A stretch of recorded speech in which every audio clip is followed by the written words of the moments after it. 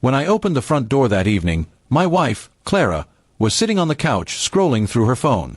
She barely looked up until she noticed the woman standing beside me. Her face immediately twisted with confusion and anger.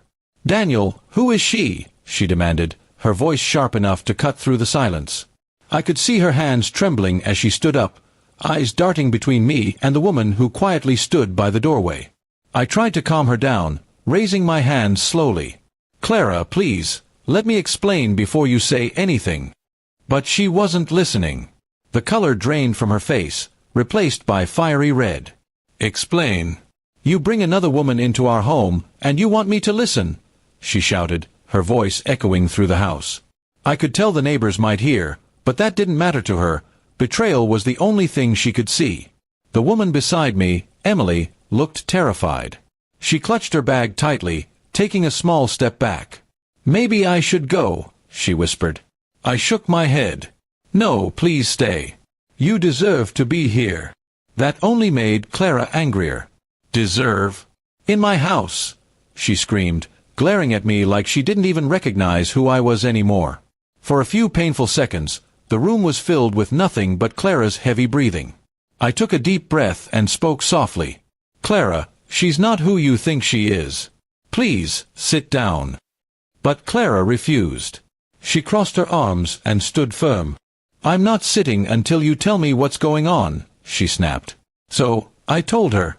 I told her that 3 months ago, while cleaning out my late mother's attic, I found a box of old letters and a photograph of my father holding a baby girl who wasn't me. The letters revealed the truth I never knew.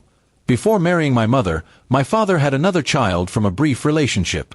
That child had been given up, and my father had spent years searching for her before he died.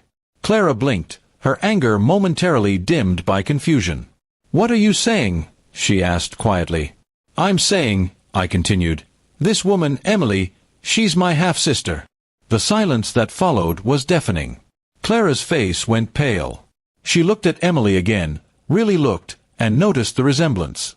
The same hazel eyes, the same slightly crooked smile. Her lips parted, but no sound came out. The anger melted away, replaced by shock and a bit of shame. Emily took a small step forward and spoke timidly. "I didn't even know about Daniel until recently. When I found those letters from your father, I reached out. He was gone, but Daniel answered. We met a few times, and today, he wanted to introduce me to his family." Her voice was shaking, but sincere. Clara slowly sank into the nearest chair, covering her face with her hands. "Oh my God," she murmured. "I thought—" Her voice trailed off. She didn't finish the sentence, but I knew what she meant. She thought I had betrayed her. After years of trust, she thought I had brought home a mistress. I sat beside her and gently touched her hand. "I understand why you reacted that way," I said softly. "Anyone would have. But I promise you, Clara, I would never do that to you. I just wanted you to meet my sister, the only family I have left from my father's side." Clara lifted her head slowly, her eyes red with embarrassment. She looked at Emily, who stood quietly, clearly unsure whether she was welcome.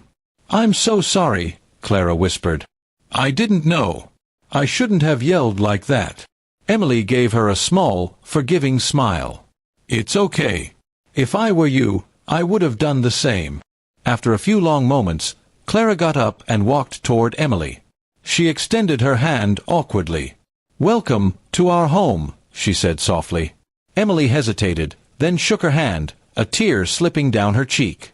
It was the start of something fragile but hopeful. The rest of the evening was quiet but peaceful. I made tea for everyone, and as we sat together, the tension began to ease. Clara asked Emily about her life, her childhood, and how she'd found me. Slowly, smiles replaced the earlier storm of anger. By the time the night ended, it felt like our home had gained not just forgiveness but family. When Emily left later that night, Clara turned to me and said, "I guess I overreacted." I smiled and pulled her close. "You reacted like someone who loves me," I replied.